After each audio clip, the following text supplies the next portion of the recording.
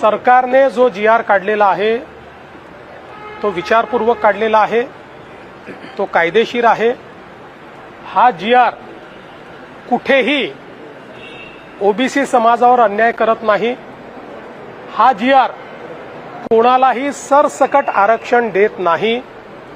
हा GR ज्यांच्याकडे पुरावा आहे, जे खरे पुराव्याने कुणबी आहेत, त्यांनाच सर्टिफिकेट मिळण्याकरता मदत करतो। त्यामुळे कोर्टातही आम्ही राज्य शासनाच्या वतीने योग्य भूमिका मांडू। मी पुन्हा एकदा ओबीसी समाजाच्या नेत्यांना सांगू इच्छितो, आपण GR नीट वाचा। कुठेही सरसकट कोणालाही आरक्षण दिलेलं नाही। कायद्याने पुराव्यानिशी जे लोक अर्ज करतील त्यांचा पुरावा तपासून तो योग्य असेल तरच याच्यामध्ये आरक्षण मिळणार आहे।